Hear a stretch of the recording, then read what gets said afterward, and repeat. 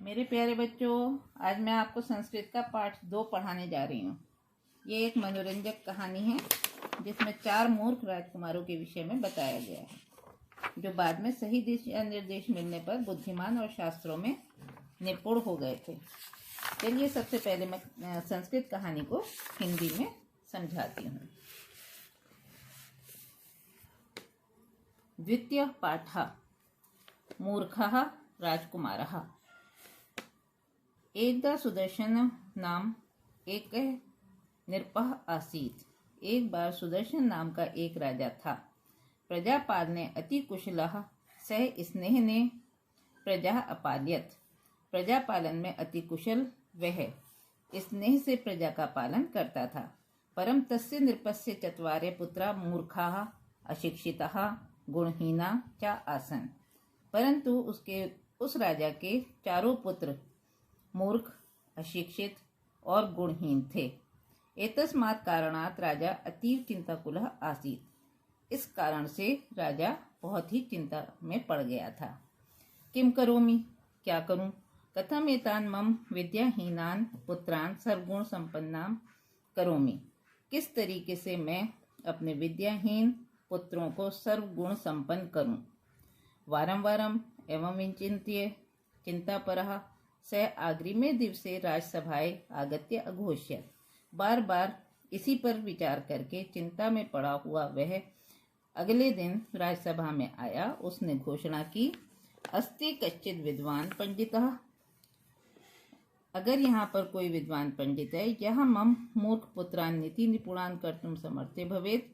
क्या यहाँ पर कोई ऐसा पंडित है जो मेरे पुत्रों को नीति निपुण करने में समर्थ हो।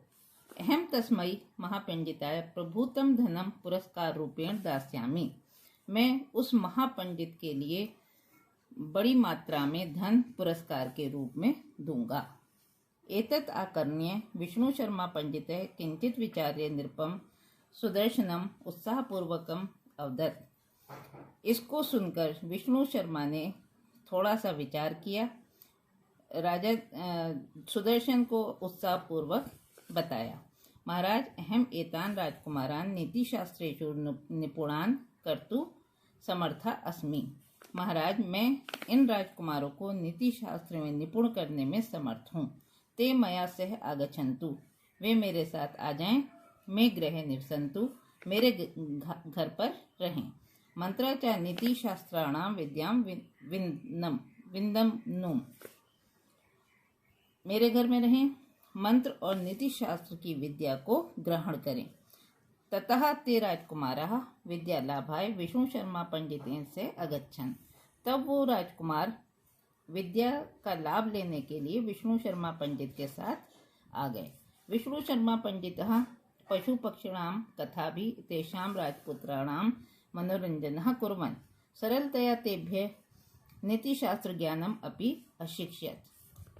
विष्णु शर्मा पंडित ने पशु पक्षियों की कथाओं से उन राजपुत्रों का मनोरंजन किया। सरलता से उन्हें नीति शास्त्र और ज्ञान की भी शिक्षा दी।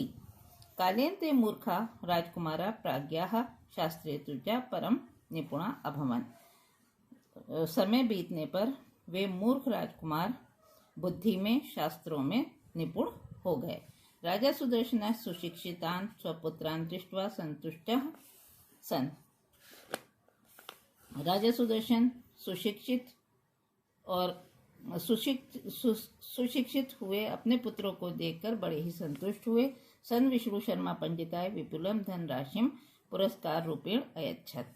और उस विष्णु शर्मा पंडित को बहुत बड़ी मात्रा में धनराशि पुरस्कार के रूप में दी। पुरस्कारं प्राप्य विष्णु शर्मा अति आनंदितः अभवत्। पुरस्कार प्राप्त विष्णु शर्मा अत्यंत ही आनंद से भर गया। बच्चों, आपको कहानी कैसी लगी? इस कहानी से आपको क्या शिक्षा प्राप्त हुई? प्यारे बच्चों, ये कहानी शिक्षा देती है कि प्रत्येक व्यक्ति के अंदर ज्ञान सुषुप्त अवस्था में विद्यमान रहता है। सही दिशा मिलने पर वह जागृत हो जाता है।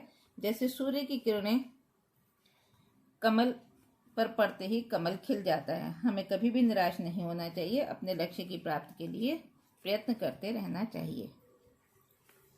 इसके बाद मैं आपको शब्दार्थ बता रही हूँ।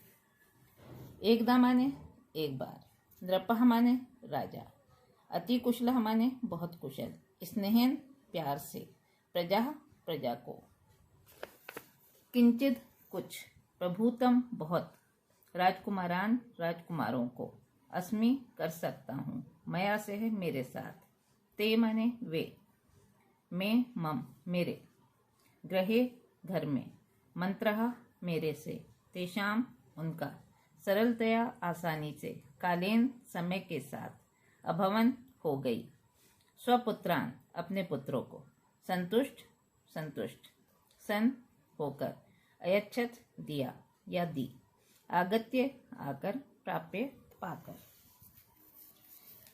बच्चों, आज का आपका गृह कार्य है शब्दार्थ याद करना तथा कहानी के अर्थ को समझना। अगली बार मैं आपको पाठ से संबंधित सभी अभ्यास कराऊंगी। तैयार रहिए अपनी नोटबुक के साथ लिखने के लिए। सुरक्षित रहिए। धन्यवाद।